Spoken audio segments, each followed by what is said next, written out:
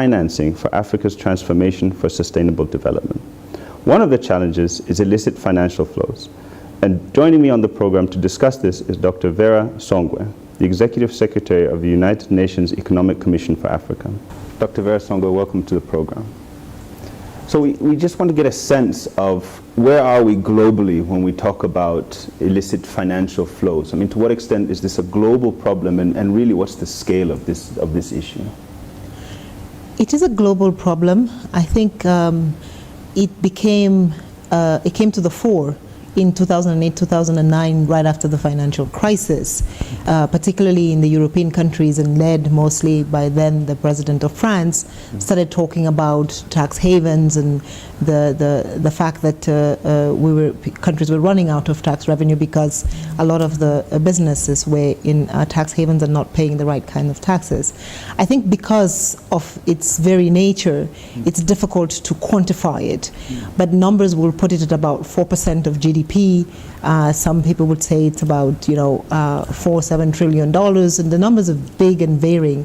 When we talk about illicit financial flows, again, it's a word now that is being used to describe and define a number of things: bribery, money laundering, criminal activity, counterterrorism, tax evasion in particular, and I think that's the one on the continent that is quite important, more important than bribery, even though bribery is also, I think, an important aspect of it. And then you also have a big part of illicit financial flows is essentially, do we recover the resources when we find them? Can we find them, and how can we recover them? I think when we talk about tax evasion, again, in terms of magnitudes, we're talking about $54 billion is estimated leaves the continent.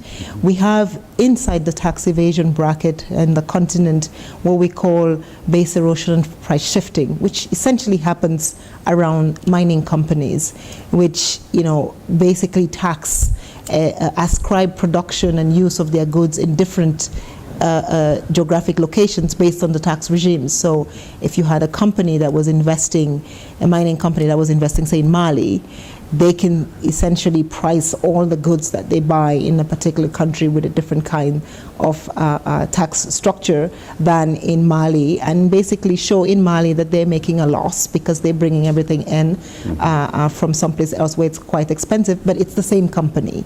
And so we have basically what we call price shifting, which leads to no taxes and tax evasion and the whole issue around illicit financial flow. So it is a global problem. What has happened in different parts of the world, the United States, of course, has very stringent laws against how money moves around, so anti-money laundering and counterterrorism actions that are being taken. In the space of tax evasion and bribery, there are very stringent rules around companies, transparency, procurement policies in the US that make it also very difficult to do this, and the fines for crimes like this are quite high.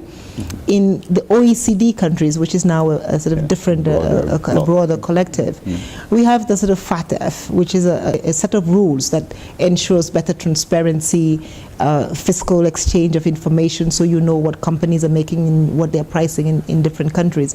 And essentially there's compliance, there's what we call politically exposed peoples, and there's a list of people you need to know. So there's a lot of, there's about 40 compliance legislations that have been put together by the OECD countries to ensure that they can address this issue.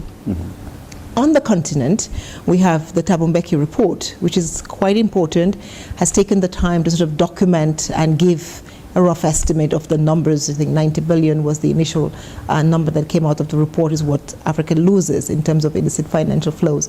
It's an important and it's a big issue. In the Addis Ababa Agenda Action Plan, there was decisions to sort of go fight illicit financial flows. There has been an AU declaration about it, but I think we have not yet built the kinds of strong institutions that are needed to ensure that we can go after these resources that are either taken out of the continent or appropriately declared. What the continent is beginning to do is see how we can do more collective action issues. I think we just saw the European Union fine Google it's going to be very difficult for an individual country on the continent to go after a big multinational in the mining sector. And so there is work towards working at the regional levels or at the sub-regional levels within the economic communities to see whether collectively we can put in place systems that ensure then that we can go after any kinds of mispricing. And then we have reports that come out like the Panama Papers that give us a sense of what's going on and who is doing what, and that helps give us some indication of what needs to be done. But to what extent can Africa, either collectively or regional blocks or even individual states, really fight this issue? Because up to a point they must be complicit. Capital is moving out illicitly, and it's not. You need some level of compliance. There's an element of we're doing this to ourselves. To what extent, well, maybe not to what extent is that a problem, but what can be done really to plug those kinds of loopholes, those kinds of abuses of power and so on? Especially, as you mentioned, there are these regional organizations that might be able to do this, but as with so many other issues when it comes to the region, that mandate tends to be watered down because of the different interest groups of member states. So, what can be done, first of all, and what is being done, and where are we seeing progress, and where are we kind of seeing a fight back or failures in terms of trying to address both the outflow and then, as you'd mentioned, the recovery of things that have already gone? I think there's a couple of things that are being done. If you look at how many African countries, and the beginning of it is being able to sign tax information exchange agreements. I think today we have about 26 African countries that have signed tax information exchange agreements with other OECD countries. This basically means we can trace the resources, we can ensure and understand, where the resources have gone. Once you've done that, then it's easier to go after somebody. I think in individual countries, we have a couple of countries. I think Tunisia is doing a lot of work in setting up, it starts with institutions. It all starts with getting strong, credible, and fully funded, well-funded institutions. We see now in Southern Africa, or in South Africa in particular, the strength and the power of the Auditor General. And their independence as well. And their independence, exactly. Yeah. If you have an independent, strong Auditor General who is auditing, big business, auditing the state-owned enterprises, auditing the mining companies, then you begin to get fear from the mining companies because they know that somebody's going to come back and look at their books.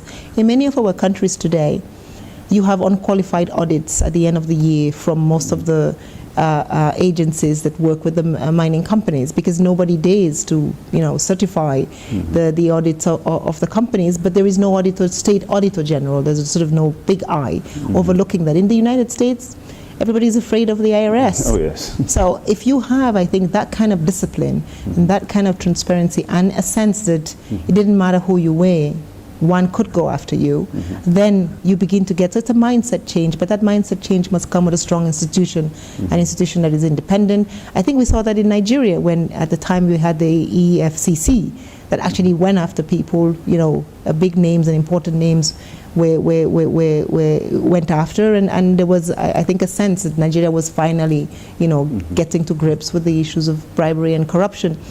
We talked about it, and you asked the question about how do we get the resources back. Nigeria has succeeded also, and President Obasanjo was able to get about $1 billion back of the Abacha loot. So we have done it on the continent. It can be done, but I think the processes that are needed to do that, it starts with getting the right institutions, getting, first of all, the leadership. You need a leader who wants to do it.